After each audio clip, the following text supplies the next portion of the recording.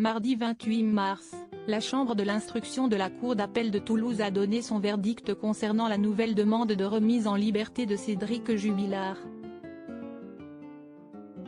Comme l'a notamment rapporté la Dépêche, celle-ci a été rejetée par la justice, qui a réitéré ces mêmes arguments que pour les 6 précédentes tentatives de la part des avocats du peintre plaquiste de 35 ans.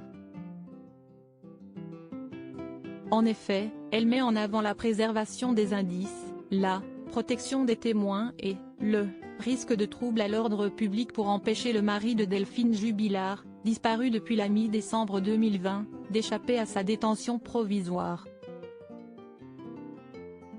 Pourtant, même s'il est considéré comme le principal suspect dans cette affaire, il continue de nier les faits qui lui sont reprochés. L'infirmière et mère de famille de 2 enfants, Louis et Elia, quant à elle, n'a pas donné signe de vie en plus de 2 ans et aucun corps n'a pas été retrouvé par les enquêteurs, malgré les nombreuses recherches effectuées. Cédric Jubilard, pour sa part, se trouve à la maison d'arrêt de Cèze depuis le 18 juin 2021. Ses 3 avocats, Maître Martin, Franck et Alary avaient ainsi tenté, début mars, de demander la remise en liberté de leur client, pour la 7e fois depuis son incarcération provisoire, en vain. Comme l'ont précisé nos confrères, l'instruction du dossier n'a pas encore été finalisée, mais les principaux actes et demandes d'expertise ont été réalisés par les magistrats instructeurs. Une attitude qui ne colle pas avec les déclarations du suspect.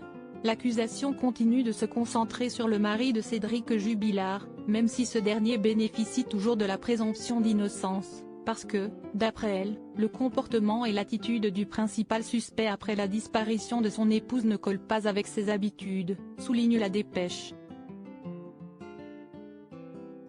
D'autant plus que Delphine et le père de ses enfants étaient en pleine instance de divorce en décembre 2020 et que Cédric semblait peu enclin à laisser sa femme refaire sa vie avec son amant.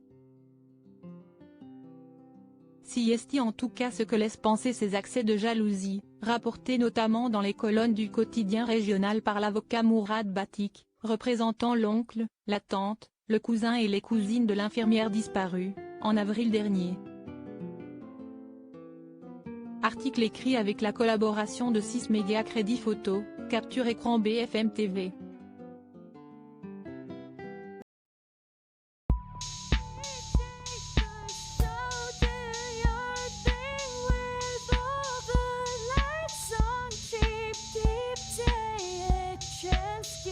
Keep taking a chance.